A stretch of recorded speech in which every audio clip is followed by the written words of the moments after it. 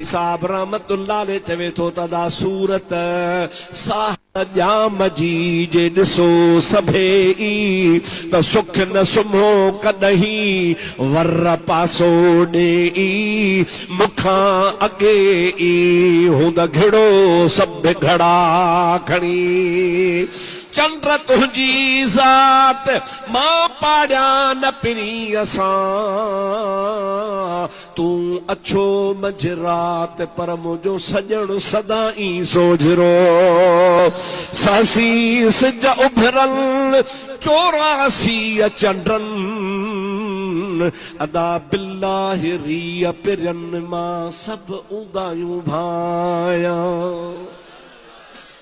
मुझी मुलाकात महबूब जरी जहान छो चो असांजो नबी हयातुन नबी ॾाढे न ॾाढे असांजो नबी हयातुन नबी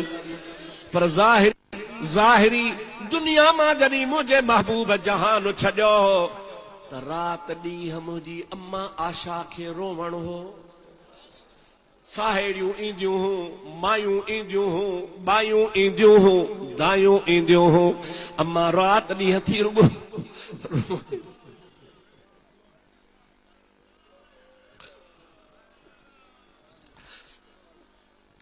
अम्मा आशा सिद्दीक़ा रज़ियल्लाहु ताला अन्हा फरमाए थी मुंहिंजी मुलाकात हुए अव्हां जी हो तसां सुख न सुम्हो कॾहिं न को ॾींहं न रात हूंद बाहुनि विझी वात रीहूं कयो रिणनि में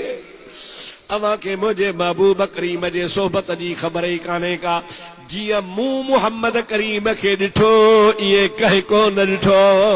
मुझे महबूब करीम सल्लल्लाहु अलैहि वसल्लम जी ज़ात बाबरकात जो शान तमाम निरालो आ अम्मा आशा सिद्दीक़ा रज़ियल्लाहु ताला अन्हा पंहिंजे माइन खे चवे थी अदी मूंखे मयार न ॾियो मुझे महबूब करीम जूं तव्हां ॻाल्हियूं ॿुधियूं आहिनि मां ॾिठियूं आहिनि खुदा जो कसम ऊंदा ही रात में जेकॾहिं मुंहिंजो महबूब सल्लल्लाहु अलैहि वसल्लम मूंसां कचहरी कंदा हा ऐं थोरो बि ॻाल्हाईंदा हा त लुलुल जुदरो हबीब पाक जे ॾंदनि मुबारकनि मां एतिरो त नूर निकिरंदो हो जो मुंहिंजो सॼो घर रोशन थी वेंदो हो हिकिड़ी दफ़े मुंहिंजो ॾीओ विसामी वियो मूं कपिड़ो वेठे सिबियो उन ॾीए ते महबूब जे सिलाई वेठे कपिड़े जी कयमि ॾीए खे लोॾो आयो किरी पियो विसामी वियो सुई मुंहिंजे हथ मां किरी पई अम्मा आशा थी चवे मां जो ही हथ हया महबूब चो आशा छा थी करी किबला सुई किरी पई आहे महबूब खिली ॾिनो उन खिलण सां एतिरो त घर रोशन थियो जो अम्मा आशा चवे थी मां उहा किरल सुई खणी वरिती सॼो मुंहिंजो घर रोशन थी वियो इमामुल अंबिया सल्लल्लाहु अलैहि वसल्लम जी ज़ात बाबरकात जे ॾंदनि मुबारकनि मां एतिरी त नूर जी रोशनी निकिरंदी ही जो दीवारनि जे मथां